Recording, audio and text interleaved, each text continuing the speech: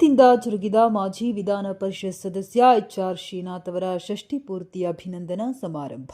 ಗಂಗಾವತಿ. ಮಾಜಿ ವಿಧಾನ ಪರಿಷತ್ ಸದಸ್ಯ ಹಾಗೂ ಕೆಪಿಸಿಸಿ ಪ್ರಧಾನ ಕಾರ್ಯದರ್ಶಿ ಎಚ್.ಆರ್. ಶ್ರೀನಾಥ್ ಅವರ 60ನೆಯ ಹುಟ್ಟುಹಬ್ಬದ ಪ್ರಯುಕ್ತ ಷಷ್ಠಿ ಪೂರ್ತಿ ಅಭಿನಂದನಾ ಸಮಾರಂಭ ನಗರದ ಅತ್ಯಂತ ಪ್ರತಿಷ್ಠಿತ ಖಾಸಗಿ ಫಂಕ್ಷನ್ ಹಾಲ್ನಲ್ಲಿ ಅತ್ಯಂತ ಸಂಭ್ರಮದಿಂದ ಜರುಗಿತು. ಈ ಒಂದು ಸಮಾರಂಭದಲ್ಲಿ ನಾಡಿನ ಹರಗುರುಗಳ ದಿವ್ಯ ಸಾನ್ನಿಧ್ಯದಲ್ಲಿ ಜರುಗಿತು. ವಿವಿಧ ಪಕ್ಷಗಳ ರಾಜಕೀಯ ಮುಖಂಡರು, ವಾಣಿಜ್ಯೋದ್ಯಮಿಗಳು, ಮಾಜಿ ಶಾಸಕರುಗಳು, ಮಾಜಿ ವಿಧಾನ ಪರಿಷತ್ ಸದಸ್ಯರುಗಳು ಸೇರಿದಂತೆ ವಿವಿಧ ಸಮಾಜದ ಮುಖಂಡರು, ಹಿತೈಷಿಗಳು, ವಿವಿಧ ಸಮಾಜಗಳ ಮುಖಂಡರು ಅವರು ಭಾಗವಹಿಸಿ ಎಚ್.ಆರ್. ಶ್ರೀನಾಥ್ ದಂಪತಿಗಳಿಗೆ ಶುಭ ಕೋರಿದರು. ಇದಕ್ಕೂ ಪೂರ್ವದಲ್ಲಿ ಮಾಜಿ ಸಂಸದ ಎಚ್.ಜಿ. ರಾಮುಲು ನಿವಾಸದಲ್ಲಿ ವೇದಮೂರ್ತಿ ಮಹೇಶ್ ಭಟ್ ಅವರ ತಂಡದಿಂದ ಷಷ್ಠಿ ಪೂರ್ತಿಯು ಕಾರ್ಯಕ್ರಮಗಳು ಸಾಂಗತವಾಗಿ ನಡೆಸಿಕೊಟ್ಟರು. ಬಳಿಕ ಎಚ್.ಆರ್. ಶ್ರೀನಾಥ್ ದಂಪತಿಗಳು ತಂದೆ ತಾಯಿಯ ಆಶೀರ್ವಾದ ಪಡೆದು ವೇದಿಕೆಗೆ ಆಗಮಿಸಿ ಗಂಗಾವತಿ ತಾಲೂಕಿನ ಸರ್ವ ಸಮಾಜ ನಾಗರಿಕರಿಂದ ಅಭಿನಂದನಾ ಪುರಸ್ಕಾರಕ್ಕೆ ಪಾತ್ರರಾದರು.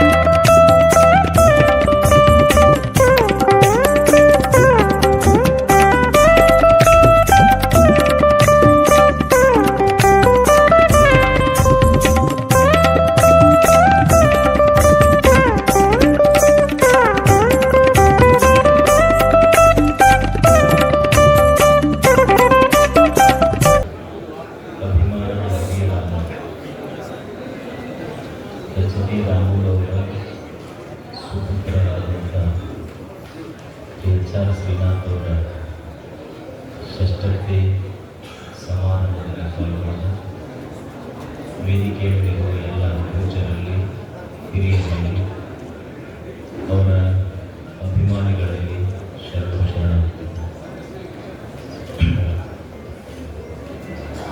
ಬದುಕಿನಲ್ಲಿ 3 ಸಂಗತಿಗಳನ್ನು ನಾವೆಲ್ಲ ಅರ್ಥೈಸಿಕೊಳ್ಳಬೇಕು. ಒಂದು ಹುಟ್ಟು, ಇನ್ನೊಂದು ಸಾವು. ಈ ಹುಟ್ಟು ಮತ್ತು ಸಾವಿನ ಮಧ್ಯದ ಬದುಕು. ಹುಟ್ಟು ನಮ್ಮ ಕೈಯಲ್ಲಿಲ್ಲ. ನಾವ್ಯಾರೂ ಈ ಭೂಮಿಗೆ ಬರಬೇಕಾದ್ರೆ ಗೂಗಲ್ನೊಳಗೆ ಅಪ್ಲಿಕೇಶನ್ ಹಾಕ್ಕೊಂಡು ಇಂಥವ್ರ ಮನೆಗೆ ಹುಟ್ಟಬೇಕು ಅಂತ ಅಪ್ಲಿಕೇಶನ್ ಹಾಕಿ ಬಂದಿಲ್ಲ. ಯಾವುದೋ ಒಂದು ಶಕ್ತಿ ನಮಗೆ ಈ ಭೂಮಿಗೆ ಕಳಿಸಿಲ್ಲ. ಅಂದ್ರೆ ಹುಟ್ಟು ನಮ್ಮ ಕೈಯಲ್ಲಿಲ್ಲ. ಸಾವು ಸಹಿತ ನಾ ಬ್ಯಾಡ ಅಂದರೆ ಯಾವಾಗ ಬಂದು ನನಗೆ ಔಟ್ ಮಾಡ್ತೈತಿ ಗೊತ್ತಿಲ್ಲ. ಅಂದ್ರೆ ಹುಟ್ಟು ನನ್ನ ಕೈಯೊಳಗಿಲ್ಲ, ಸಾವು ನನ್ನ ಕೈಯೊಳಗಿಲ್ಲ.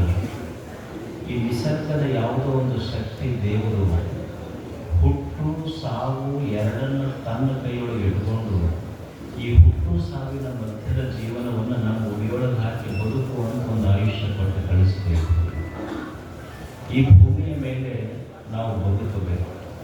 ಹೆಂಗೆ ಬದುಕಬೇಕು ಅಂದರೆ ಬದುಕು ಕೊಟ್ಟ ದೇವರಿಗೆ ಸಂತೋಷ ಆಗಬೇಕು. ಹಾಗೆ ಯಾವ ದೇವರು ನಮಗೆ ಯಾವ ಶಕ್ತಿ ಭೂಮಿಗೆ ಕಳಿಸಿದೆ ಇಲ್ಲ, ಕೊಟ್ಟ ದೇವರಿಗೆ ಸಂತೋಷ ಆಗಬೇಕು. ಇಲ್ಲಿ ಹೆಂಗೆ ಬಂದೀವಿ ನಾವು? ಒಬ್ಬ ಕವಿ ಒಂದು ಮಾತು ಬರೀತಾರೆ, ಯಾತ್ರಿಕರು ನಾವು, ದಿವ್ಯ ಕ್ಷೇತ್ರವೇ ಲೋಕ, ಸತ್ರದಲ್ಲಿ ನೇಮದಿಂದಿರಲಿ ಕೆಳೆಯುಂಟು, ರಾತ್ರಿ ಮೂರಾಯಿತು ಹೊರಡನೆ ತೆರಳಲು ಪಾರು ಪಕ್ಕದವ ಮೆಚ್ಚು. ಸುಮ್ಮನೆ ಬದುಕಬೇಕು ಅನ್ನೋ ಕ್ಷಣ. ಯಾರೋ ಹೂವಿಗೆ ಕೇಳಿದಂಥ ಹೂವಿಗೆ, ಹೂವು ನಮ್ಮೊಂದು 100 ವರ್ಷ ಈ ಭೂಮಿ ಮೇಲೆ ಬದುಕೋದಿಲ್ಲ. ಹೂವು ಎಷ್ಟು ದಿವಸ ಬದುಕೈತೆ? ಹೂವು ಬೆಳಿಗ್ಗೆ ಸೂರ್ಯೋದಯದೊಂದಿಗೆ ಅರಳಿ ಸೂರ್ಯಾಸ್ತದೊಂದಿಗೆ ಮಣ್ಣಲ್ಲಿ ಮಣ್ಣಾಗುವ ಹೂವಿಗೆ ಒಬ್ಬ ದಾರಿ ಹೋಗೋ ಪ್ರಶ್ನೆ ಮಾಡ್ತಾನೆ, ಜೀವನ ಅಂದ್ರೆ ಏನು? ಆ ಹೂವು ಹೇಳುತ್ತದೆ, ಜೀವನ ಅಂದ್ರೆ ಏನಲ್ಲ. ಈಗ ನೀವು ನನ್ನ ಬಳ್ಳಿಯ ಬೇರಿಗೆ ನೀವೇ ಯಾರು ತೆಂಗಿನ ನೀರು ಹಾಕಿಲ್ಲ, ನೀವು ಕಾಲು ತೊಡ್ಕೊಂಡು ನೀರು ನೀವು ಜಳಕ ಮಾಡಿದ ಹೊಲಸು ನೀರೆಲ್ಲ ಹಾಕಿರಲ್ಲ. ಜೀವನ ಅಂದ್ರೆ ಇಷ್ಟೇ, ಹೊಲಸನ್ನ ಕೆಟ್ಟದ್ದನ್ನ ಹೀರಬೇಕು, ಹೂವಾಗಿ ಸೌಂದರ್ಯವಾಗಿ ಹರಳು ನಿಲ್ಲಬೇಕು. ಇದೇ ಜೀವನ. ಕೆಟ್ಟದ್ದನ್ನ ಹೀರುವುದು, ಸೌಂದರ್ಯವಾಗಿ ಬೆಳೆದು ನಿಲ್ಲುವುದು, ಇದು ಜೀವನ. ಅದಕ್ಕೆ ಇಲ್ಲಿ ಹೆಂಗೆ ಬದುಕುವುದು ಅಂದ್ರೆ ಯಾತ್ರಿಕನಂತೆ ಬದುಕಬೇಕು. ಯಾರು ಖಾಯ ನಿರಾಕ್ ಬಂದಿಲ್ಲ. ನಾವು ಯಾತ್ರಿಕರು, ನಾವು ದಿವ್ಯ ಕ್ಷೇತ್ರವಿಲ್ಲ. ಇದು ಭಗವಂತನ ದಿವ್ಯ ಕ್ಷೇತ್ರ. ಇದು ಜಗತ್ತೇನಿದೆ ಇದಕ್ಕೆ ಯಾಕೆ ದಿವ್ಯ ಕ್ಷೇತ್ರ ಅಂತ ಕರೆದು ಅಂದ್ರೆ ಇದೊಂದು ಅದ್ಭುತವಾಗಿದೆ. ಇದು ಭೂಮಿ ಇದು ಎಷ್ಟು ಅದ್ಭುತವಾಗಿದೆ ಅಂದ್ರೆ ನೋಡ್ಲಿಕ್ಕೆ ಬರೀ ಮಣ್ಣು ಅನಿಸ್ತೈತಿ. ಆದ್ರೆ ಇದರೊಳಗೆ ಎಷ್ಟು ಸಂಪತ್ತು ತುಂಬಿಟ್ಟಾನ ದೇವ್ರಂದ್ರ. ಈಗ ನೋಡಿ, ಇದನ್ನ ನೋಡಿದ್ರೆ ಮುಟ್ಟಿದ್ರೆ ಬರೀ ಮಣ್ಣು ಐತಿ, ಇದ್ರೊಳಗೆ ಏನಂತೀವಿ ನಾವು? ಹಣ್ಣು ಬಂದಿದ್ದು ಎಲ್ಲಿಂದ ಬಂದಿದೆ ಹೇಳಿ? ನೀವೊಂದು ಸಣ್ಣ ಸಸಿ ಬಂದಿದ್ದು ಇದೇ ಮಣ್ಣಿನಿಂದ, ಗಿಡ ಆಗಿದ್ದು ಮಣ್ಣಿನಿಂದಲೇ, ಹಣ್ಣು ಬಂದಿದ್ದು ಮಣ್ಣಿನಿಂದ. ಅಂದ್ರೆ ಸಸಿಯೂ ಮಣ್ಣೆ, ಗಿಡವೂ ಮಣ್ಣೆ, ಹೂವು ಮಣ್ಣೆ, ಹಣ್ಣು ಬಂದಿದ್ದು ಮಣ್ಣಿನಿಂದಲೇ. ಹಣ್ಣು ತಿಂದ್ರೆ ಮಣ್ಣು ತಿಂದಂಗೆ ಆಗೋದಿಲ್ಲ, ಮಣ್ಣು ಬಿಟ್ಟರೆ ಹಣ್ಣ ಬರೋದಿಲ್ಲ. ಇದು ಈ ಸೃಷ್ಟಿ ವೈಶಿಷ್ಟ್ಯ. ಅಂಥ ಒಂದು ದಿವ್ಯ ಕ್ಷೇತ್ರಕ್ಕೆ ನಾವೆಲ್ಲರೂ ಇಲ್ಲಿ ಬಂದಿದ್ದೇವೆ. ಅಂಥ ಒಂದು ದಿವ್ಯ ಕ್ಷೇತ್ರಕ್ಕೆ ನಮಗೆ ದೇವರು ಕಳಿಸಿದ. ಇಲ್ಲಿ ನಮ್ಮ ಈಗ ತಾಯಿ ಮಗನಿಗೆ ಪಿಕ್ನಿಕ್ಗೆ ಕಳಿಸ್ತಾಳೆ. ಏನ್ ಹೇಳಿ ಕಳಿಸ್ತಾಳ? ಅಕ್ಕ ಅವನಿಗೆ ಚಲೋ ಬಟ್ಟೆ ಹಾಕ್ತಾಳೆ, ಬುತ್ತಿ ಕಟ್ಟಿ, ಈಗ ನೀನು ಊಟ ಮಾಡು, ನಿನ್ನ ಸ್ನೇಹಿತರಿಗೆಲ್ಲ ಊಟ ಮಾಡಿಸಿ, ಏನ್ ನೋಡಕ್ ಹೋಗಿ ಎಲ್ಲ ಚಂದ ನೋಡಿ ನಿನ್ ಜೊತೆ ಇರೋರು ಕೂಡ ಚಂದಿಂದ ಬಾ ಅಂತ ಹೇಳಿ ಕಳಿಸ್ತಾಳೆ. ಅವ್ವ ಬುತ್ತಿ ಕಟ್ಟಿ ಚಲೋ ಬಟ್ಟೆ ಹಾಕಿ ಎಲ್ಲ ಕೊಟ್ಟು ಕಳಿಸೋದು ನೋಡಿ ಬಾ ಅಂತ. ಇವ ಹೋಗಿ ತಾನು ಬುತ್ತಿ ಬಿಚ್ಚಿಲ್ಲ, ಮಂದಿ ಮುಚ್ಚಿ ಕೈ ಹಾಕಿದ್ವಿ. ಮಂದಿ ಬುತ್ತಿ ಕೈ ಹಾಕಿ ಅವ್ರದೊಂದಿಟ್ಟು ಹರಿದು ಇವ್ರದೊಂದಿಟ್ಟು ಹರಿದು ಎಲ್ಲರಿಗೂ ಜಗಳ ಆಡಿ ಮನೆಗೆ ಅಂಗಿ ಹಾಕೊಂಡು ಬಂದ. ಅವು ಒಂದು ನಿನಗೆ ಉಂಡು ತಿಂದು ಚಂದ ಪಿಕ್ನಿಕ್ಕಿಗೆ ಹೋಗ್ಬಾ ಅಂತ ಹೇಳಿದ್ದೆ ನಾನು. ನಿಂದು ಬುತ್ತಿನೂ ಉಣ್ಲಿಲ್ಲ, ಮಂದಿ ಬುತ್ತಿ ಕೈ ಹಾಕಿ ಜಗಳ ಆಡಿ ಬಂದಿದ್ರೆ ನಿನಗೆ ಇನ್ನೊಂದು ಪಿಕ್ನಿಕ್ಗೆ ಕಳಿಸಿದ್ರೆ ಇದೇ ಕೊನೆ ಪಿಕ್ನಿಕ್ ಅಂತ ಹೇಳಿಬಿಟ್ಟಿರ್ತಾರೆ. ಹಾಗೆ ದೇವರನ್ನುವ ತಾಯಿ ಈ ಭೂಮಿಗೆ ನಮ್ಮನ್ನು ಪಿಕ್ನಿಕ್ಗೆ ಕಳಿಸ್ಯಾಳ. ನಮಗೇನು ಬೇಕು ನಮ್ಮ ತಟ್ಟೆಯೊಳಗೆ ನಮ್ಗೆ ಬೇಕಾಗುವುದನ್ನೆಲ್ಲ ಇಟ್ಟು ಕಳಿಸ್ಯಾಳ. ನಮ್ಗಳು ಹಿಂದಿನ ಒಂದಿಷ್ಟು ಇನ್ನೊಬ್ಬರಿಗೆ ಕೊಟ್ಟು ಸಂತೋಷ ಪಟ್ಟು ಕೆಲವು ದಿವಸ ಇಲ್ಲಿ ಸುತ್ತಾಡಿ ಹೋದ್ರ ತಾಯಿ ಅನ್ನುವ ದೇವರನ್ನುವ ತಾಯಿ ಇನ್ನೊಂದು ಪಿಕ್ನಿಕ್ಗೆ ಕಳಿಸ್ತಾಳ. ಮತ್ತೆ ಎಲ್ಲ ಊರಾಗ ಮಂದಿಗೆ ಬೇಸರಾಗಿ ಹೋದ್ರೆ ಅಂದ್ರೆ ಇದೇ ಕೊನೆ ಪಿಕ್ನಿಕ್ ಅಂತ ತಿಳ್ಕೊಂಡ್ಬಿಡ್ಬೇಕು. ಸುಮ್ಮನೆ ಒಂದಿಷ್ಟು ದಿವಸ ಪಿಕ್ನಿಕ್ಗೆ ಬಂದೇವಿ. ಎಲ್ಲರೂ ಕೂಡ ಯಾವಾಗ ಮ್ಯಾಲೆ ನಾವು ಕರೀತಾನ ಅವಾಗ ಎಲ್ಲರೂ ಹೋಗೋದಷ್ಟೇ. ಇದು ಸತ್ರ ಅಂತ ಕರೆದ್ರೆ ಜಗತ್ತಿಗೆ ಅಂದ್ರೆ ನಂದು ಅಲ್ಲ ನಿಂದು ಅಲ್ಲ, ನಾವಿಲ್ಲಿ ಗಳಿಸಾಕ್ ಬಂದವರಲ್ಲ, ಈ ಜಗತ್ತನ್ನು ಬಳಸಾಕ್ ಬಂದವರು. ಇರುವಷ್ಟು ದಿವಸ ನಾನು ಸಂತೋಷವಾಗಿರಬೇಕು, ನನ್ನ ಜೀವನ ಇನ್ನೊಬ್ಬರಿಗೆ ಸಂತೋಷವಾಗಿರಬೇಕು. ಅಂಥ ಒಂದು ಸುಂದರ ಜೀವನ ನಮ್ದಿತ್ತು ಅಂದ್ರೆ ನಮ್ಮ ಹುಟ್ಟು ಇದೊಂದು ಹಬ್ಬವಾಗ್ತದೆ. ಹುಟ್ಟು ಹಬ್ಬ ಯಾವುದೋ ಒಂದು ದಿವಸ ಮಾಡುವುದಲ್ಲ, ನನ್ನ ಹುಟ್ಟು ಈ ಜಗತ್ತಿಗೆ ಹಬ್ಬ ಆಗುವುದು.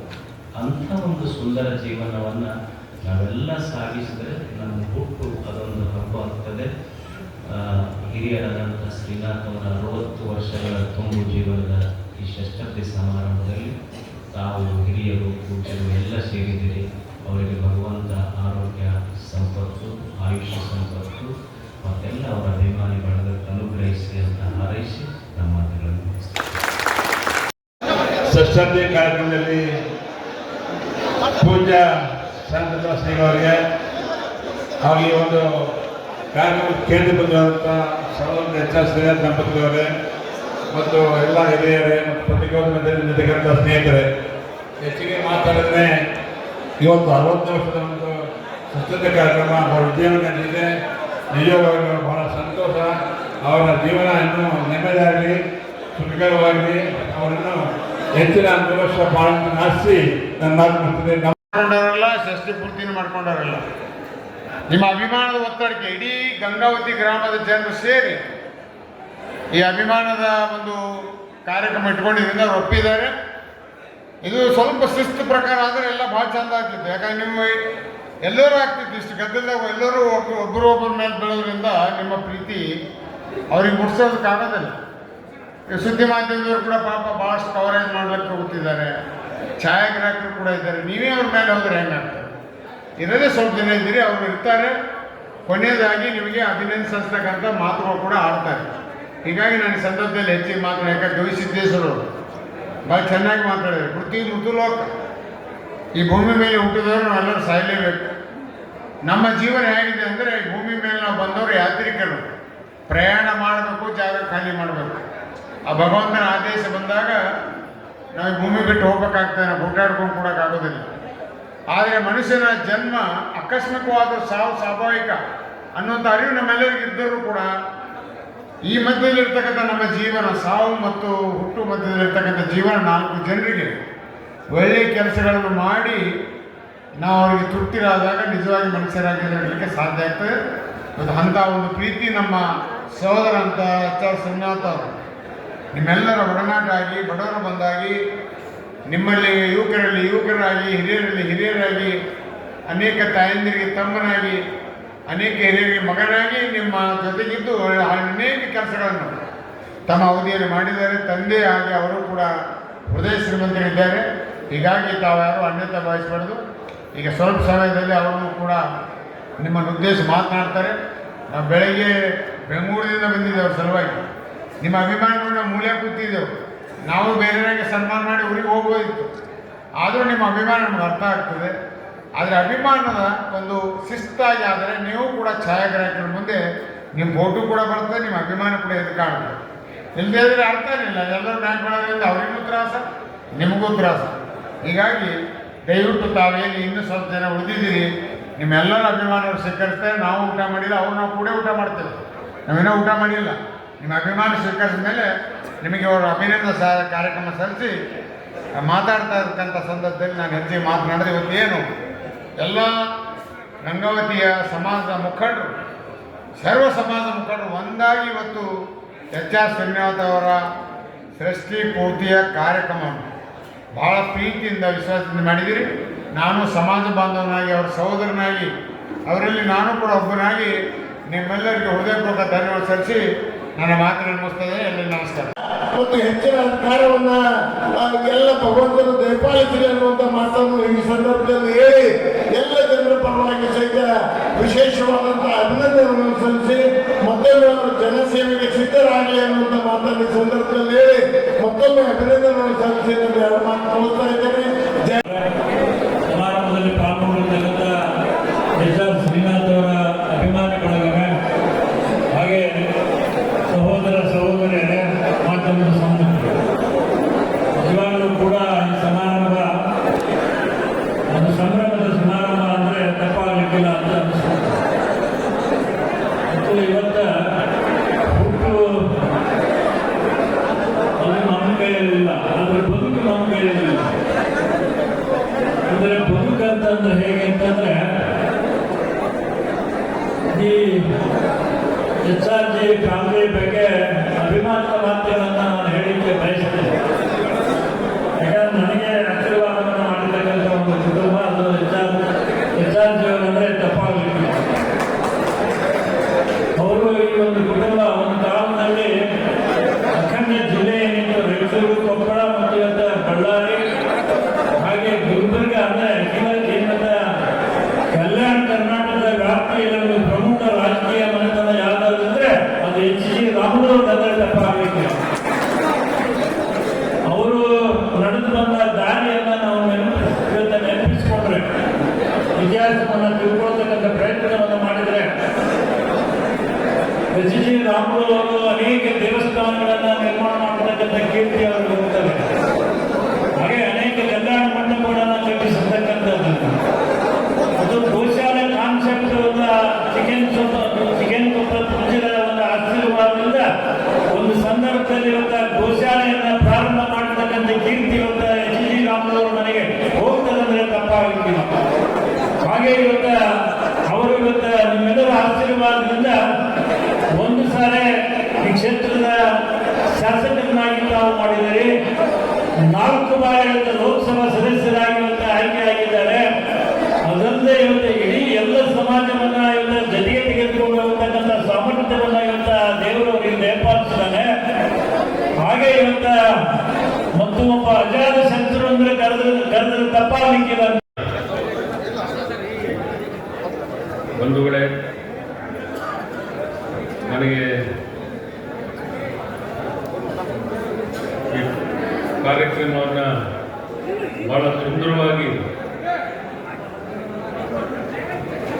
ಮಾಡಿರ್ತಕ್ಕಂಥ ಎಲ್ಲ ಸಮಾಜದ ಗೌರವಾನ್ವಿತ ಸದಸ್ಯರುಗಳಿಗೆ ನನ್ನ ತುಂಬ ಅನಂತ ಕೋಟಿಯ ಅವರಿಗೆ ಧನ್ಯವಾದಗಳು ಹೇಳ್ತಾ, ಯಾಕಂದರೆ ಇವತ್ತು ಒಂದು ಸಮಾಜ ಅಲ್ಲ, ಸರ್ವ ಸಮಾಜದವರು ಇವತ್ತು ಸೇರಿಕೊಂಡು ಇವತ್ತು ಈ ಕಾರ್ಯಕ್ರಮವನ್ನು ಮಾಡಿರ್ತಕ್ಕಂಥ ಒಂದು ಐತಿಹಾಸಿಕ ಕೆಲಸ ಗಂಗಾವತಿ ಜನರಿಗೆ ನಾನು ಈ ಕೀರ್ತಿಯನ್ನು ಅವರು ಸಲ್ಲಿಸಬೇಕಾಗ್ತದೆ. ಯಾಕಂದರೆ ಮನುಷ್ಯರು ಯಾರು ಜಾತ್ಯತೀತವಾಗಿ ನಿಷ್ಠೆಯಾಗಿ ಜನರಿಗೆ ಕೆಲಸ ಮಾಡ್ತಾರೆ, ಆ ಭಗವಂತ ಮೆಚ್ತಾರೆ. ಯಾವತ್ತು ಆ ಭಗವಂತ ಮೆಚ್ತಾನ ಅದು ಜನರ ಮುಖಾಂತರ ಎಲ್ಲ ಸಮಾಜದ ಮುಖಾಂತರ ಇವತ್ತು ಆ ಒಂದು ಪ್ರೀತಿಯನ್ನು ಭಗವಂತ ತೋರಿಸ್ತಾ ಇದ್ದಾರೆ. ಇದು ನಿಜವಾಗ್ಲೂ ನನ್ನ ಪುಣ್ಯ. ಯಾಕಂದರೆ ಇದು ನನ್ನ ಪುಣ್ಯ. ಗಂಗಾವತಿ ಇತಿಹಾಸದಲ್ಲಿ ಎಲ್ಲ ಸಮಾಜಗಳು ಒಂದಾಗಿ ಮಾಡಿರ್ತಕ್ಕಂಥ ಒಂದು ಏಕೈಕ ಕಾರ್ಯಕ್ರಮ ಇದು ನಮ್ಮ ಷಷ್ಠಪೂರ್ತಿ ಕಾರ್ಯಕ್ರಮ. ಹಿಂದೆ ನಮ್ಮ ತಂದೆಯವ್ರಿಗೂ ಮಾಡಿದ್ರು ಗಂಗಾವತಿಯವರು. ಅಮರಜ್ಯೋತಿ ದುರ್ಗಪ್ಪನವರು, MS ಅನ್ಸಾರಿಯವರು, ಶಿವಮೊಗ್ಗ ಇಬ್ರಾಹಿಂ ಸಾಹೇಬರು, ಗೌಳಿ ಮಾದೇವನವರು, ಭಕ್ತದ ಮರಿಯಪ್ಪನವರು, ಅನೇಕ ಹಿರಿಯರು ವೀರಶೈವ ಸಮಾಜದವರು ಆಗಲಿ, ಇವತ್ತು ಹಿಂದುಳಿದ ಸಮಾಜ ದಲಿತರಾಗಲಿ ಹಿಂದೆ ನಮ್ಮ ತಂದೆಯವ್ರಿಗೂ ಮಾಡಿದ್ರು. ಅದು ಇವತ್ತು 30 ವರ್ಷ ಆದಮೇಲೆ ಇವತ್ತು ಆ ಒಂದು ಪ್ರತಿಫಲ, ನನ್ನ ತಂದೆ ಸ್ಥಾನ ದಾರಿ ಹೋಗಿರ್ತಕ್ಕಂಥ ಒಂದು ಪ್ರತಿಫಲ ನನಗೂ ಸಿಕ್ಕಿದೆ.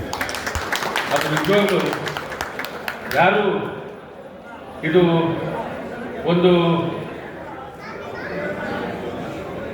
ನನ್ನ ಜೀವನದಲ್ಲಿ ಒಂದು ಬಹಳ ದೊಡ್ಡ ಮುಂದಿನ ಪೀಳಿಗೆಗೆ ಒಂದು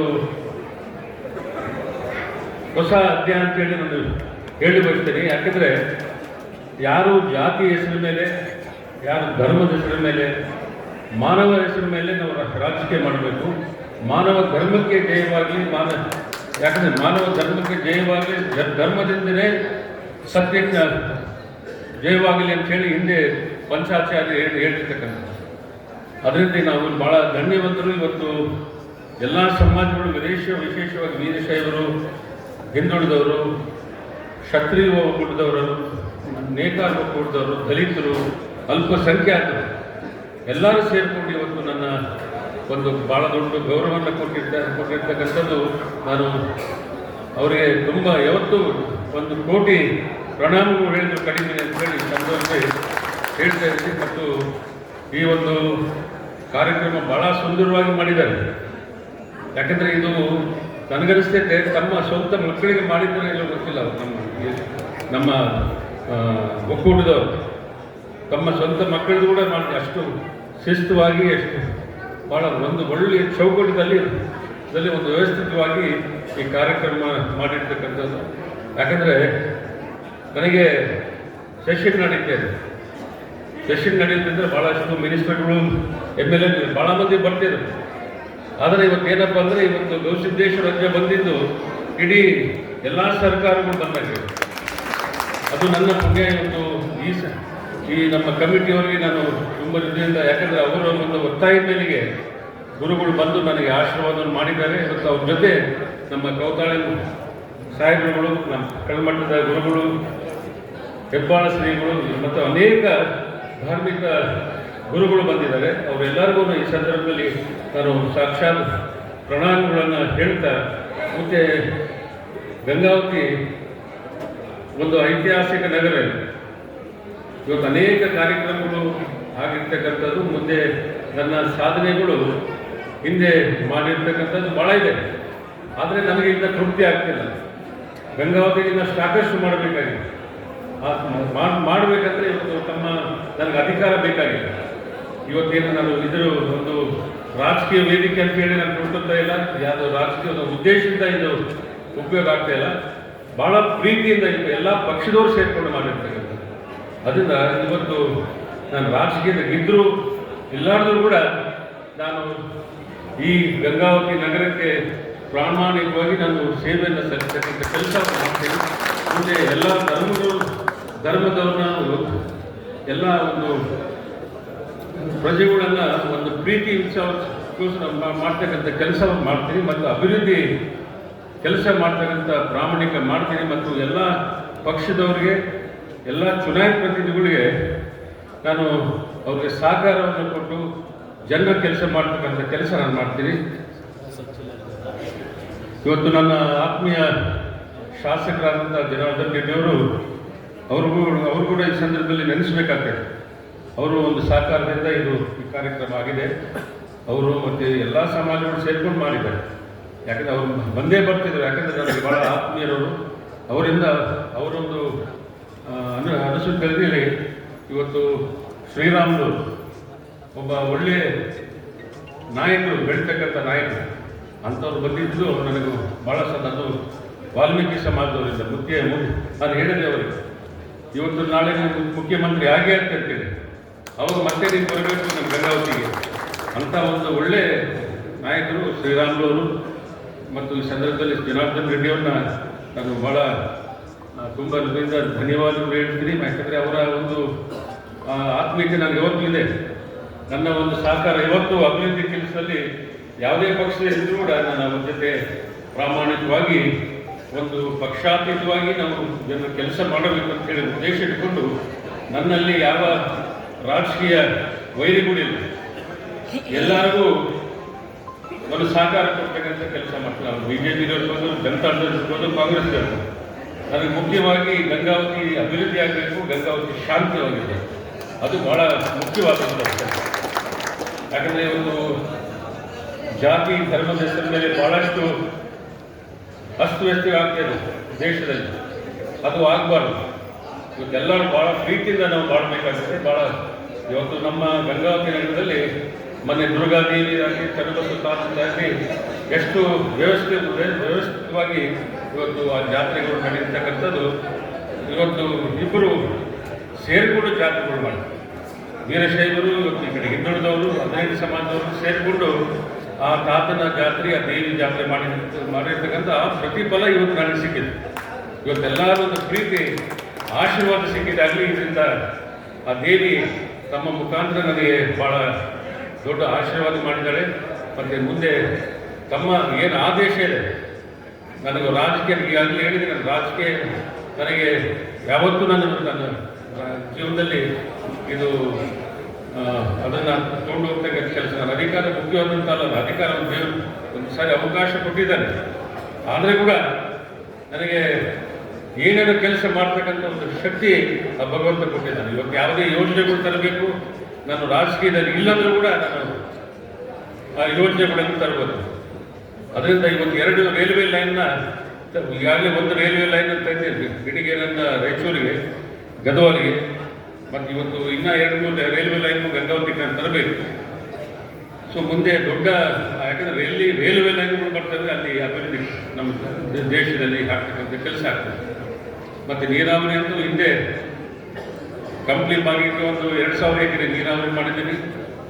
ಮತ್ತು ಇವತ್ತು 11 ಮೈಲು ಇವತ್ತು ರೈತರು ಮುನಿರಾಬಾದಿಂದ ನಮ್ಮ ಮಲ್ಲಾಪುರ ಇವತ್ತು ನೀರು ಇವತ್ತು ಬೆಳೆ ಕಾಣ್ತಾ ಇದೆ ಅಂದರೆ, ಹಿಂದೆ ನನ್ನ ಕಾಡ ಅಧ್ಯಕ್ಷ ಇದ್ದಾಗ ಇವತ್ತು ಒಂದು ಐತಿಹಾಸಿಕ ನಿರ್ಣಯ ತಗೊಂಡು 12 ತಿಂಗಳ ನೀರು ಅವರು ಕೊಡ್ತಕ್ಕಂಥ ಕೆಲಸ ನಿಮ್ಮೆಲ್ಲ ಆಶೀರ್ವಾದದಿಂದ ಮಾಡಿದ್ದೀನಿ. ಮುಂದೆ ನಮ್ಮ ಗಂಗಾವತಿ ತಾಲೂಕು ಅದೇ ರೀತಿ 12 ತಿಂಗಳು ನೀರು ಕೊಡ್ತಕ್ಕಂಥ ಕೆಲಸ ನಮ್ಮ ಗಂಗಾವತಿ ಕಾಟಿಗೆವರೆಗೂ ಆಗಬೇಕು. ಅದು ನನ್ನ ಕನಸಿದೆ, 12 ತಿಂಗಳ ನೀರು.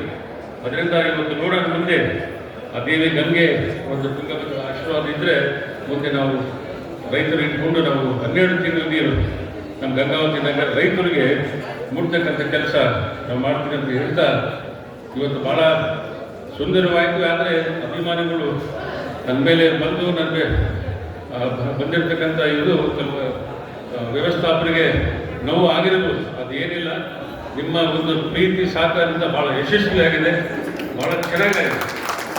ಇದು ಐತಿಹಾಸಿಕ ಕಾರ್ಯಕ್ರಮ. ಯಾಕಂದರೆ ನಾನು ನೋಡ್ತಾ ಇದ್ದೀನಿ, ನನಗೆ ಹೇಳ್ಬಿಟ್ಟಿದ್ದಾರೆ, ನೀನು ಒಂದು ಪೈಸೆ ಕೊಡಬಾರ್ದು, ನೀವು ವೇದಿಕೆ ಅಂದರೆ ಒಂದೇ ಸಾರಿ 29 10 ಗಂಟೆಗೆ ಬರಬೇಕಂತೇಳಿ ನನಗೆ ಆದೇಶ ಮಾಡಿದ್ರು.